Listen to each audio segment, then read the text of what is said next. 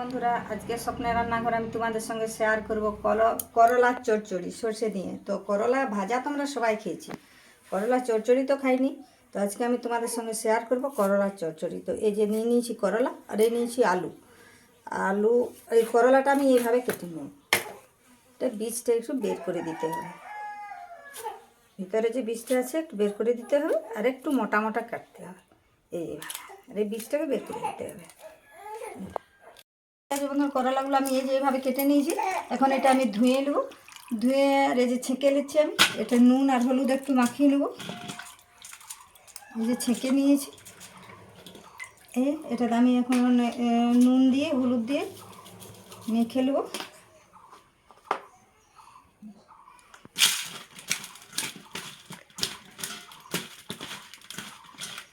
এটা আমি এখন ভেজে দেবো। তাই যখন আমি গ্যাসটা জ্বালিয়ে নেব,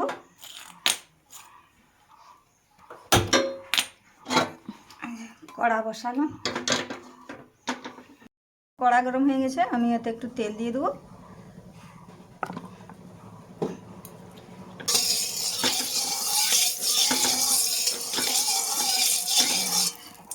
দিয়ে আমি এই যে করলাগুলো দিয়ে দেবো।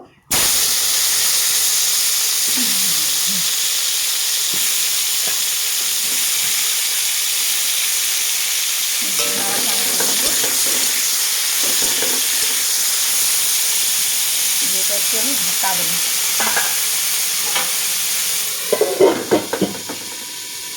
দেখতে পাচ্ছ বন্ধুরা, এটা সরষে, আর আমি একদিকে করলাটা ভাজতে বসিয়েছি। আর এটা হচ্ছে যে বাদাম, আর বাদামটা আমি ওই সরষের সঙ্গে মিশিয়ে বেটে নেবো। এই যে বাদামগুলো ছাড়িয়ে নিচ্ছি। আমি এই যে এইভাবে ভেজে নিয়েছি, এটা এবার আমি তুলে নেব। নিয়ে ওই কড়াতেই আর একটু তেল দিয়ে দেবো, আলুগুলো ভেজে নেব।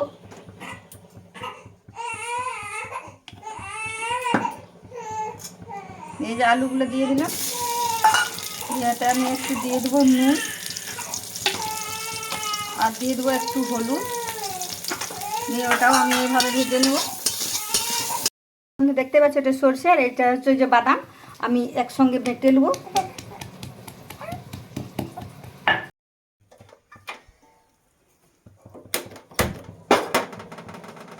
তো এই যে দেখতে পাচ্ছ বন্ধুরা, আমি এদিকে কড়াইয়ে একটা মশলা করে নেব, শুকনো মশলা। এটাকে দিয়ে দিলাম একটা শুকনো লঙ্কা, আর দিয়ে দিচ্ছি একটা তেজপাতা, আর দিয়ে দেবো আমি এই যে 5 ফোড়ন,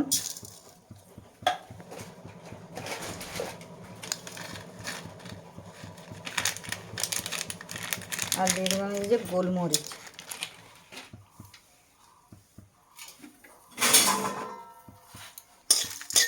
এটা আমি ভেজে দেবো।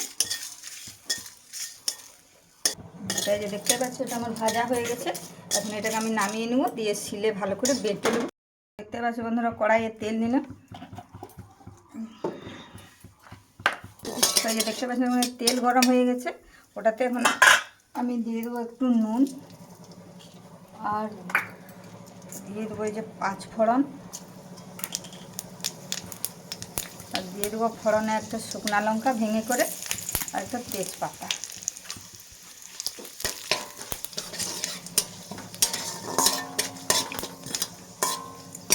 আর দিয়ে দিচ্ছি যে আমি পেঁয়াজ কুচি।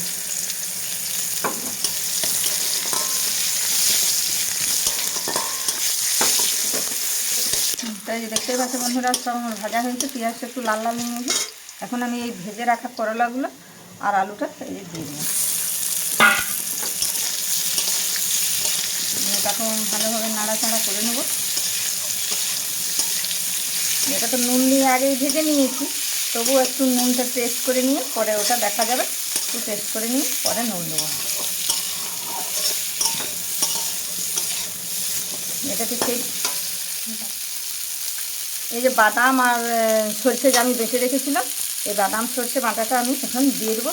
একটু জল দিয়ে বাদাম সরষেটা একটু আমি গুলে নেব, গুলে নিয়ে এটা আমি তখন দিয়ে দেবো। এটা আমি ভালোভাবে একটু নাড়াচাড়া করে নেব।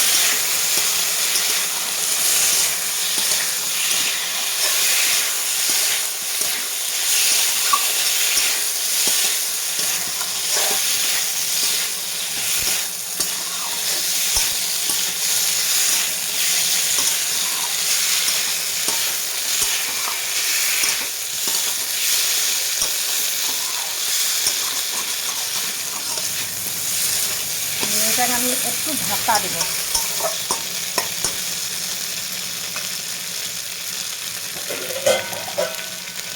একটু ঢাকা দেবো।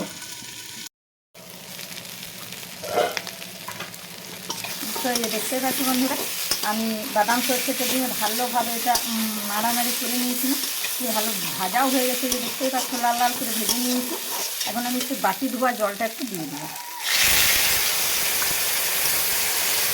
এটাকে ভালোভাবে একটু ফুটিয়ে নেব।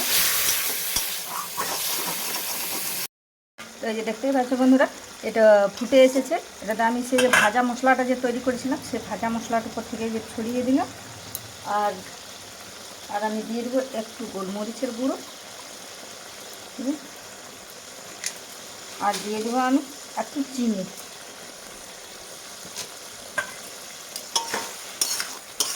দিয়ে একটু নেড়ে নেব। এটাকে এখন আমি নামিয়ে নেব। তো এই যে দেখতেই পাচ্ছ বন্ধুরা, আর সর্ষে বাদাম দিয়ে আলু কাল্লার চচ্চড়ি, কি সুন্দর শর্টে একটা রান্না। তো চাইলে তোমরা ওইভাবে করে খেতে পারো।